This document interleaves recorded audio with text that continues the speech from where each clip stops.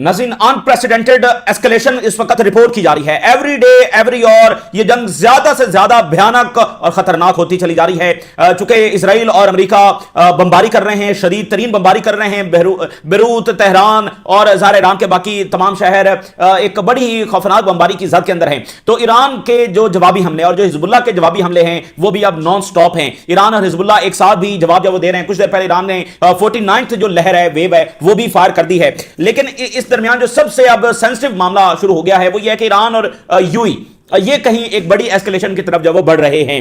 नाज़रीन, इस वक्त का जो सबसे बड़ा वाकया है वो ये है कि ईरान की जानिब से फाइनेंशियल इंस्टीट्यूशंस को, बैंक्स को निशाना बनाना शुरू कर दिया गया है। ईरान ने यह अनाउंस किया था 2 दिन कबल, जब उनके बैंक्स के ऊपर अटैक हुआ था तो ईरान ने यह कहा था कि हम जवाब में बैंक्स को और फाइनेंशियल इंस्टीट्यूशंस को और इकोनॉमिक सेंटर्स को जब वो निशाना बनाएंगे। यह ईरान ने अनाउंस किया था और अब ईरान ने यह हमले शुरू कर दिए हैं। कोई मतलब बिल्कुल ये सोच भी नहीं सकता था अमेरिका और उसके थादी कि ईरान ये करीज भी दिखा सकता है, ईरान इस हद तक भी जा सकता है। इवन जो अब रिपोर्ट्स आ रही हैं, आगे चलकर आपके साथ शेयर करेंगे, उसमें वो ये भी एक्सपेक्ट नहीं कर रहे थे कि ईरान स्ट्रेट ऑफ हॉर्मुज़ को बंद कर लेगा, ईरान जो है वो अमेरिकी बेसिस को इतने धड़ल्ले से जब निशाना बनाएगा, वो ये भी एक्सपेक्ट नहीं कर रहे थे। तो ये तो फिर बहुत ही अगले दर्जे की चीजें हैं। तो ईरान जो है ना वो एक तो ये क्वेश्चन काम कर रहा है कि भाई रिस्ट्रेंट कोई नहीं है, जो भी टारगेट ईरान में हिट होगा जवाब में वो वही टारगेट निशाना बनाएंगे। और ईरान समझता है कि यही तो रास्ता है। मिसाल के तौर पे अगर वो इस तरह की कोई डेटरेंस काम नहीं कर पाता, अभी ऑयल के ऊपर ईरान धमकी दे रहा है, ग्रिड स्टेशन के ऊपर ईरान वार्न कर रहा है, तो वो इस तरह के जवाबी हमलों से बता रहा है कि अगर उसका ऑयल हमला हुआ तो जवाब में वो ऑयल पर अटैक करेगा, उसकी बिजली पर अटैक हुआ तो जवाब में बिजली स्टेशन को निशाना बनाएगा। तो इस तरह से वो कहीं पर रिस्ट्रेंट का मुजाहरा जो वो नहीं कर रहा है, जो इक्वेशन उसने सेट कर दी है उसको वो इन्फोर्स भी कर रहा है। अब जनाब अली, यूएई के अंदर दुबई में जो सिटी बैंक है अमेरिका का, ये अमेरिका का तीसरा बड़ा बैंक है। अंदाजा करेंगे नहीं, उनके एम्पायर का एक बड़ा पिलर है।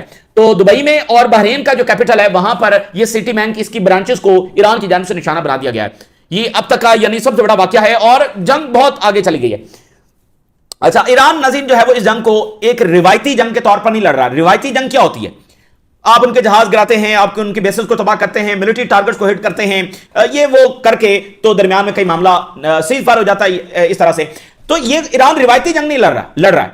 ईरान ये समझता है कि वो 10 F-35 भी गिरा लेगा तो इससे उसकी विक्ट्री नहीं हो जाएगी। ईरान ये समझता है कि वो बेसिस का इंफ्रास्ट्रक्चर तबाह कर लेगा तो इससे ये चीज उसको फायदा तो दे रही है, पार्ट ऑफ द स्ट्रेटजी तो है, but this is not the victory. So victory क्या है? क्या ऐसा डैमेज है? भाई ये जो बेसिस हैं इनका पैसा तो अरबों ने दिया हुआ ना, तो फिर अमेरिका इनसे डिमांड करेगा और पैसे दो। तो बात यह है कि this is part of strategy. जंग में सारा कुछ हिट करना है, सारी चीजें हैं, but this is not the end, this is not the victory. Victory क्या है? एक ऐसा इस जंग को इतना महंगा बना देना, उनकी मैशत को इस तरह से हिला देना, यानी अमेरिका की मैशत को इतना हिला देना, उनको ऐसा इकोनॉमिकली नाकाबिले तलाफी नुकसान पहुंचाना कि अमेरिका मजबूर हो जाए इस जंग में पीछे हटने पर। और आपने वो बात जो सुनी होगी, आईआरजीसी ने यह कहा कि वेट के $200 पर बैरल ऑयल होगा।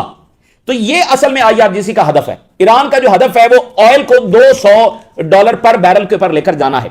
और जब ऑयल यहां पर चला जाएगा या इसके करीब भी चला जाएगा तो अमेरिका और उसके तहदी हिल जाएंगे। रोज ट्रंप को जब वो 20 कॉलें आया करेंगी यूरोप से, बाकी दुनिया से, कि ट्रंप साहब ये आप क्या कर रहे हैं, और अंदर से जो सूरत हाल पैदा हो गई है वो आगे चलकर मैं आपके सामने रिपोर्ट रखता हूं।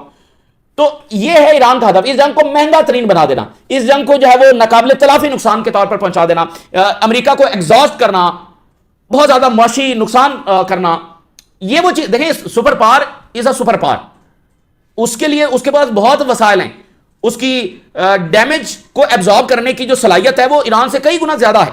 वो सुपर पावर है, उससे वसाइल बहुत है, इकॉनमी बहुत बड़ी है, मिलिट्री बहुत बड़ी है। तो आप क्या ऐसा करेंगे कि वो डैमेज फील करें और वो कहें कि नहीं भाई अब ये हम अफोर्डेबल हमारे लिए नहीं है? तो ये पार्ट ऑफ ईरान स्ट्रेटजी है, यानी जो 2-3 बड़ी चीजें हैं उसमें से एक बड़ी चीज ये है। तो अब जो है वो बैंक्स को, और साथ जो हम बता रहे हैं कि ईरान और यूएई के दरमियान सूरत हाल काफी खौफनाक और हसास हो गई है। जब से यहां से मिसाइल जब लॉन्च हुए, ईरान जो बता रहा है कि यहां से मिसाइल लॉन्च हुए, ईरान ने पहली बार एक काम कर दिया।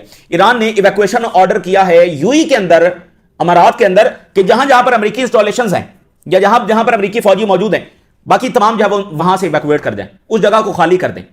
ये अब तक की सबसे बड़ी एस्केलेशन है। इससे पहले ईरान ने ये किसी मुल्क में ये नहीं कहा कि इवैक्यूएट करें, मतलब यूएई में ऑर्डर ईरान दे रहा है कि यहां से इवैक्यूएट करें। तो ये तो बहुत अगले अगले दर्जे की चीज हो गई कि ईरान बता रहा है कि भाई यहां से भी निकल जाएं, यहां से भी इवैक्यूएट जब वो कर दें। तो ये मामला इन दोनों के दरमियान बड़ा सेंसिटिव होने जा रहा है।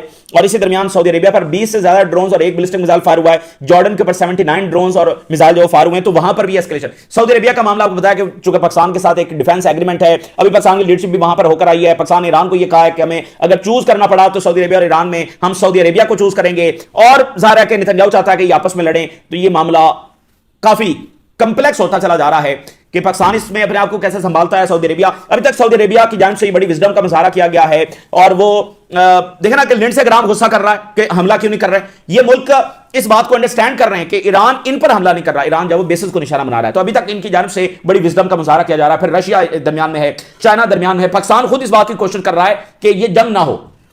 बहरहाल ये अब बड़ा सेंसिटिव मामला हो रहा है। अच्छा, ईरान ने जो है वो इस तरह के हमले शुरू किए हैं जिसमें उनको ऐसी अचीवमेंट हासिल हो रही है। IRGC ने बताया कि हमने सेंट्रल रनवेज को हिट कर दिया है। इसराइली बेसिस में सेंट्रल रनवेज को हिट करना हमने शुरू कर दिया। अगर ये ईरान का दावा सही है तो समझ लें कि ईरान जो है वो बहुत स्ट्रेटेजिक जो बढ़तरी है इसमें हासिल कर रहा है। अगर बेसिस हिट होना शुरू हो गई हैं, जो रनवेज हैं इसराइल के रन, क्योंकि जहाज तो वहां से उड़ रहे हैं ना, तो अगर रनवे हिट होना शुरू हो गए हैं और फिर खड़े खड़े जहाजों को अगर हिट करना ईरान शुरू कर देता है, जो स्टार्ट कर दिया, लेकिन अगर उसमें भी कामयाबी हो जाती है तो फिर क्या होगा? क्योंकि इजराइल और अमेरिका के पास मिसाइल ड्रोन्स नहीं है, ना मिसाइल ड्रोन से वो कोई कुछ हासिल कर सकते हैं। उनके पास एयरफोर्स है। तो एयरफोर्स अगर रनवेज हिट हो जाते हैं तो ये फिर मामला इनका कैसे चलेगा? एक लंबी जंग जब ये कैसे लड़ेंगे? तो बड़े मसाल इनके लिए आगे मजीद पैदा हो जाएंगे। अच्छा, जो लेबनान का मामला है बड़ा गंभीर मामला है, क्योंकि इजराइल बहुत खौफनाक बमबारी बेरूत के ऊपर कर रहा है, लेबनान के ऊपर कर रहा है। बहुत ज्यादा शहादतें वहां पर हो रही हैं, क्योंकि ज्यादा फोकस इधर है, लेकिन लेबनान में जो रहा। अच्छा, लेबनान हमेशा अकेला ही लड़ा है। ये लेबनान की बदकिस्मती है कि लेबनान का साथ किसी अरब लीग ने नहीं दिया, किसी दूसरे ने नहीं दिया। जब जब लेबनान पर चढ़ाई इजराइल ने की है, किसी ने लेबनान का साथ नहीं दिया। लेबनान जब वो अकेला ही लड़ता रहा है। बड़े ये अफसोस की बात है। तो अब जो हिजबुल्लाह की स्टेटमेंट आ रही है बड़ी इंपॉर्टेंट है। हिजबुल्लाह के जो सेक्रेटरी जनरल हैं उन्होंने कहा है, हम इजराइल के साथ एक फैसला कुन और लंबी जंग लड़ने जा रहे हैं जो डू और डाई होगी हमारे लिए। अब इसमें वापसी का हमारे लिए कोई चांस नहीं है। अब यह फैसला कुन जंग होगी इजराइल के साथ। इसमें या हमने रहना है या हमने नहीं रहना। एग्जिस्टेंशियल वॉर जब हम लड़ने जा रहे हैं, किसके साथ? इजराइल के साथ। यह हिजबुल्लाह के चीफ की जानिब से अनाउंस कर दिया गया है। तो अब मामला का आप अंदाजा खुद ही लगा सकते हैं। और हिजबुल्लाह के जो हमले हैं और ईरान की कोऑर्डिनेशन के साथ ये जारी हैं। जो इजरायली डिफेंस मिनिस्टर है उसकी स्टेटमेंट काफी इंपॉर्टेंट है। कहता है कि ईरान के खिलाफ जो जंग है ये एस्केलेट कर रही है और अब एक डिसाइसिव फेज के अंदर दाखिल हो गई है। That will continue as long as necessary. ये जारी रहेगी जब तक हमें लगता है कि जारी रहनी चाहिए, और डिसाइसिव फेज के अंदर दाखिल होगी। जो बैटल ऑफ हुर्मज है ये असल में जंग का फैसला करेगी। वो जितना मर्जी ईरान का नुकसान कर लें, अगर ईरान के हाथ में हुर्मज रहा तो अमेरिका शिकस्त ही शिकस्त है अमेरिका की। और यही वो चीज है जो मैंने आपको बताया कि ऑयल अगर ऊपर जाएगा तो यहीं से जाएगा, नाकाबिले तलाफी इकोनॉमिक लॉस होगा तो यहीं से होगा। तो हुर्मज मतलब एक जंग होती है ना जिसके डिफरेंट थिएटर्स होते हैं, मुख्तलिफ फ्रंट्स होते हैं, लेकिन सबसे बड़ा फ्रंट कौन सा है जंग का? सबसे बड़ा फ्रंट ये है हुर्मुज। इसलिए अमेरिका बड़े गुस्से में है और मजीद वॉरशिप भेज रहा है, सारा कुछ भेज रहा है। US sends marines to strait of Hormuz as Iran asserts control Iran के पास। अब जो बहुत बड़े वाकयात शुरू हो गए हैं जिस पर अमेरिका को बड़ी तप चढ़ी हुई, बड़ा गुस्से में है, क्योंकि उसकी ईगो को बहुत ज्यादा ठेस पहुंच रही है और उसकी डोमिनेंस को बहुत ज्यादा ठेस पहुंच रही है। वाई? ईरान के साथ अमेरिका के इत्तेहादी मुल्कों ने राब्ते शुरू कर दिए कि आप हमारे साथ मामला तय करें और हमारे टैंकर्स को वहां से गुजरने दें। साउथ एशिया का एक बड़ा मुल्क है और यह अमेरिका का इत्तेहादी है। इसके 2 टैंकर्स को भी ईरान ने अलाउ कर दिया कुछ देर पहले। पिछले 24 घंटों में एक भी शिप जो है वो स्ट्रेट ऑफ हुर्मुज से नहीं गुजर सका। कुछ देर पहले 2 टैंकर्स को ईरान ने अलाउ कर दिया क्योंकि ईरान की उस मुल्क के साथ बराह रास्त बातचीत हुई है। उस मुल्क ने कहा कि आप हमारे साथ जो वो मामला तय करें। सो ईरान ने उनको अलाउ कर दिया। अच्छा, अब ईरान शायद थोड़ा थोड़ा किसी का 1 टैंकर, किसी के 2, किसी के 3 इस तरह से गुजरने दे। वाई? इसमें स्ट्रेटजिक गोल क्या है? इसमें स्ट्रेटजिक गोल यह है कि अपनी अथॉरिटी को असर्ट करना। फ्रांस और इटली भी राब्ते में ईरान से, तो फ्रांस और इटली के हो सकता है 1 tanker, 2 tanker, 3 tanker Iran allow कर दे, हो सकता है ना करे, लेकिन क्यों करेगा? क्यों? इसका मकसद अपनी अथॉरिटी को, अपनी लिजिटिमेसी को असर्ट करना है। भाई वो कह रहे हैं सुप्रीम लीडर भी टेररिस्ट है, उनके सर की कीमत रख रहे हैं, और वो किसके साथ? फ्रांस और इटली किससे बात कर रहे हैं? उसे ईरानी गवर्नमेंट से बात कर रहे हैं। तो देखें, लिजिटिमेसी भी और अथॉरिटी भी। फ्रांस और इटली अमेरिका से नहीं कह रहे हैं कि हमारे टैंकर्स गुजरवाओ, ईरान से कह रहे हैं। दैट मींस कि वो ईरान की अथॉरिटी को और लिजिटिमेसी को यहां पर मान रहे हैं। अथॉरिटी किसकी है? कौन चाहेगा तो गुजरेगा। दुनिया की ताकत, मिलिट्री, धमकियां नहीं, किसकी परमिशन होगी तो यहां से टैंकर गुजरेंगे? That is only Iran. तो अब अगर साउथ कोरिया और जापान ने भी बातचीत शुरू कर दी ईरान से, तो फिर क्या होगा? फिर ये अमेरिका के लिए कितना बड़ा धचका है, सही है ना? क्योंकि जापान बड़ी इकॉनमी है, साउथ कोरिया बड़ी इकॉनमी है, ये इतना अफोर्ड नहीं कर सकते हैं। इनकी इकॉनमीज इतना हिट होंगी, इतना डैमेज होंगी। अब जापान ने रिजर्व से ऑयल निकालना शुरू कर दिया है, दरमियान में वहां पर कोई जंग छिड़ जाए तो फिर क्या होगा? फिर जापान क्या करेगा? और ऑयल तो वैसे भी महंगा होता चला जा रहा है। सो ये बड़ा एक मसला जो पैदा होगा, इसलिए अमेरिका बड़े गुस्से में है और वहां पर मरीन्स और वारशिप जब सारे भेज रहा है। लेकिन मैं कुछ हेडलाइंस आपके सामने रखने जा रहा हूं, वेरी इंपॉर्टेंट। ट्रंप को मशवरा दिया जा रहा है उसके एडवाइजर्स की जानिब से, विक्ट्री अनाउंस करें और फौरी तौर पर यहां से निकल जाए। छोड़े इस बात को कि हमने स्ट्रेट ऑफ होर्मुज को जाकर खुलवाना है, ग्राउंड इन्वेजन करनी है, फलां। आप किस चक्कर में पड़ रहे हैं? आप किस चक्कर में पड़ रहे हैं? ये जंग हमारे लिए बड़ी महंगी साबित होती चली जाएगी और कुछ भी हमने यहां से हासिल नहीं करना है, ये कॉस्टली बहुत होगी। विक्ट्री अनाउंस करें और यहां से निकल जाए। जरा देखिए, Trump adviser urge US to declare victory and get out of Iran war. निकल जाए, ये बेहतर है, वगरना बड़ा नुकसान होने वाला है। और ये आप देखिए, अमेरिकी मीडिया लिख रहा है कि global economic shock of US Israeli war on Iran, it is already reshaping the world economy. ये जंग जो है वो ऑलरेडी वर्ल्ड इकोनॉमी को रीशेप कर रही है। सही हो गया? अच्छा, इसके साथ अमेरिकी मीडिया खूब, यानी कि उसने निशाने पर लिया हुआ है, खूब भुरकस निकाल रहा है ट्रंप का और ट्रंप एडमिनिस्ट्रेशन का और उसके फैसलों का। हालांकि आपको बताया कि किस तरह से वेस्टर्न मीडिया प्रोपेगेंडा कर रहा है सिविलियन वाले सारे मामले के ऊपर, और जस्टिफाई कर रहा है कि वो स्कूल पर गलती से जब अटैक हो गया, फलां हो गया। लेकिन एक वाज़ेह शिकस्त को वो छुपाने में नाकाम है। शिकस्त इतनी वाज़ेह है कि वो क्या छुपाएंगे। तो वॉल स्ट्रीट जर्नल ने जो रिपोर्ट दी है, बहुत बड़ी रिपोर्ट है, 2-3 मिनट मैं आपके साथ ये शेयर कर दूं, फिर बाकी डेवलपमेंट्स आपके साथ शेयर करेंगे। बहुत बड़ी रिपोर्ट है और पूरे अमेरिका में डिस्कस हो रही है और रोज ट्रंप इंतजामिया अपने फैसलों में एक्सपोज हो रही है कि इन्होंने बिल्कुल एक गलत जंग छेड़ी है, गलत कैलकुलेशन के साथ छेड़ी है और जितना ये जंग को आप जारी रखेंगे मजीद अपना नुकसान करेंगे। उन्होंने वॉल स्ट्रीट जर्नल ने लिखा है कि ट्रंप ने इस जंग को चूज किया डिस्पाइट इसके कि ट्रंप को खबरदार किया गया था, वार्निंग्स दी गई थी कि रीजनल फॉल आउट आएगा। जनरल्स की जानिब से, बाकी एक्सपर्ट्स की जानिब से खबरदार किया गया ट्रंप को, ये जंग मत करो। ट्रंप ने उसके बावजूद जंग की और उसका रीजनल फॉल आउट अब आ रहा है, ये वॉल स्ट्रीट जर्नल ने लिखा। और इसमें उनको बताया गया कि स्ट्रेट ऑफ हुर्मुज को ईरान बंद कर लेगा, हम नहीं खुलवा सकेंगे और जियोपॉलिटिकल और इकोनॉमिक कॉन्सिक्वेंसेज आएंगे। जियोपॉलिटिकल एंड मतलब अलायंसेस टूट जाएंगे, मुल्क अपना फैसले करेंगे, सारी जो सियासत है वो सारी बदल जाएगी और इकोनॉमिक कॉन्सिक्वेंसेज आएंगे। ट्रंप ने फिर भी बात नहीं मानी। जो जनरल डैन केन हैं, इन्होंने ट्रंप को वार्न किया कि स्ट्रेट ऑफ हुर्मुज ईरान बंद करेगा। ये बात ज़हन में रख लें, अगर आप जंग करने जा रहे हैं, ईरान स्ट्रेट ऑफ हुर्मुज को बंद करेगा। ट्रंप ने कहा कि हां, कोई थोड़ा बहुत खतरा शायद हो, लेकिन इसके बावजूद ट्रंप ने अमेरिकी तारीख की सबसे डेंजरस तरीन जो फॉरेन पॉलिसी है, यानी ईरान से जंग करना, उसको प्रोसीड करने का फैसला किया। और क्या बताया, कहता है, अब ये ट्रंप की बात सुनने वाली है जो वॉल स्ट्रीट जर्नल लिखी है, इससे आप उसकी मेंटालिटी का अंदाजा लगा लें। कहता है कि ये तो हम हमला जो ही करेंगे ईरान सरेंडर कर देगा, 24-48 घंटों में ईरान सरेंडर कर। उसके जनरल उसको वार्न कर रहे हैं, 18 इंटेलिजेंस एजेंसी उसको बता रही हैं ये बड़ी महंगी जंग होगी। वो कहता नहीं, ये 24 घंटों में ईरान सरेंडर कर देगा। और कहता है कि अगर इसने कुछ ऐसा हल्का फुल्का करने की कोशिश की भी सही और स्ट्रेट ऑफ हुर्मुज को कंट्रोल करने की कोशिश की भी सही, तो हमारी मिलिट्री इतनी तगड़ी है कि मिलिट्री जाकर संभाल लेगी। ये संभाला है उसने। अच्छा, उसके अलावा अब बात यह है कि अमेरिकी मिलिट्री को, पेंटागन को एक और खतरा पड़ा हुआ है, अमेरिकी जनरल्स को। वो ये है कि ये जो वॉरशिप्स भेजे जा रहे हैं स्ट्रेट ऑफ हुर्मुज को कंट्रोल करने के लिए, मजीद फ्रस्ट्रेशन में कि ये तो ईरान कंट्रोल करके बैठा हुआ है और हमारी बड़ी सुबकी हो रही है, तो ये जो मजीद वॉरशिप्स भेजे जा रहे हैं, ये उल्टा हमारा मजीद नुकसान हो सकता है कि ये वॉरशिप्स भी वहां पर हिट हो सकते हैं, क्योंकि वो बहुत नैरो सा एरिया है। और इसके लिए एक काम और करना जरूरी है, स्ट्रेट ऑफ हुर्मुज और उसके साथ फिर बहुत लंबा जो साहिल है, वहां पर जो सारा इंफ्रास्ट्रक्चर है, ड्रोन्स हैं, मिसाइल हैं, लॉन्चर्स हैं, उन सबको डिस्ट्रॉय करना जरूरी है। वहां पर फौज उतरेगी, 18-20 हजार 25 हजार, वो सारा वहां पर कंट्रोल करेगी, सारा इंफ्रास्ट्रक्चर तबाह करेगी, फिर वॉरशिप्स को एस्कॉर्ट किया जा सकता है, लेकिन फिर भी खतरा बरकरार रहेगा। तो ये करना पड़ेगा। तो अब वो कह रहे हैं ये जो वॉरशिप्स हम उस तंग से इलाके में भेज रहे हैं, तो ये मजीद हिट हो सकते हैं। और ट्रंप साहब कह रहे हैं नहीं भेजो, ये उनको मजीद खतरा पड़ा हुआ है। और फिर ट्रंप के सामने ये जो है ना सर्वे रखा जा रहा है कि आपकी जो बेस है वो तो बड़े पॉपुलर है, वो बड़ा सपोर्ट कर रहे हैं इस जंग को। ये ट्रंप के सामने सर्वे रखे जा रहे हैं। इसका जिक्र टक्कर खालसा ने भी किया था कि मैं जब ट्रंप से मिलने गया और मैंने कहा कि ये जंग हमें नहीं करनी चाहिए, तो ट्रंप ने मुझे बताया कि ये तो मैं बड़ा पॉपुलर हूं, ये देखो मेरे सामने ये सर्वे पड़े हुए हैं कि बड़ा लोग चाहते हैं इस जंग को। तो मैंने कहा कि आप ये सर्वे किसके हैं और किसने आपको दिए हैं, ये तो रियलिटी से बिल्कुल दूर हैं। तो ये बात टक्कर खालसा ने भी किया। अब ये व्हाइट हाउस में वो जादू टोना रोज हो रहा है। अब वो एक बिल्कुल खास टोले के उस सराउंडिंग के अंदर ट्रंप आया हुआ है और खुद भी वो ज़ाहिर चाहता है ईरान को डिस्ट्रॉय करना। अच्छा, अब आखिरी जो बात वॉल स्ट्रीट जर्नल ने लिखी है वो ये है कि डीपर इन्वॉल्वमेंट की तरफ अमेरिका जा सकता है। उन्होंने कहा इस वक्त दो चॉइसेस हैं ट्रंप के पास। एक तो ये है कि जंग को खत्म करे और जो ईरान की गवर्नमेंट है ज़ाहिर है वो इसे रीग्रुप करेगी और काइंड ऑफ वो ज़ाहिर सर्वाइव कर जाएगी। और दूसरी चीज ये है कि इस जंग को जारी रखे, लेकिन इससे ब्रॉडर इंस्टेबिलिटी सामने आएगी। यानी एक दलदल है ना, तो दोनों रास्ते जो है वो डिफिकल्ट रास्ते हैं। जंग खत्म करे तो ये सिनेरियो बनेगा, अगर जारी रखता है तो फिर मजीद ब्रॉडर वॉर जो है वो छिड़ जाएगी। तो अगेन अगर अमेरिका को कोई फायदा है तो वो जंग खत्म करने में है, जंग को जारी रखने में नहीं है। दलदल में फंसाया है तो दोनों ही रास्ते मुश्किल रास्ते हैं, लेकिन फायदा फिर भी यहां से पीछे हट जाने में है, मजीद आगे बढ़ने में नहीं है। लेकिन लग ऐसे रहा है कि ये जंग तो मजीद आगे बढ़ेगी। और नेतन्याहू की ये कोशिश है कि इनको आपस में ये लड़वाया जाए, यानी जमीनी फौज भी आ जाए, उधर से अरब और ईरान जंग हो जाए, उधर से कहीं पाकिस्तान और तुर्की इसमें आ जाए।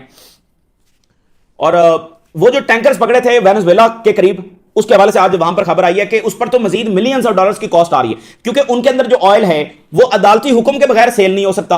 तो उनको वो टैंकर्स वहां पर खड़े हुए हैं और उनकी जो मेंटेनेंस कॉस्ट है उसके चक्कर में मिलियंस ऑफ डॉलर्स का खर्चा आ चुका है। ये जनाब अली रिपोर्ट है, ये ट्रंप की फॉरेन पॉलिसी है, ये उसकी स्ट्रेटजी, उल्टा उस पर खर्चा आ रहा है।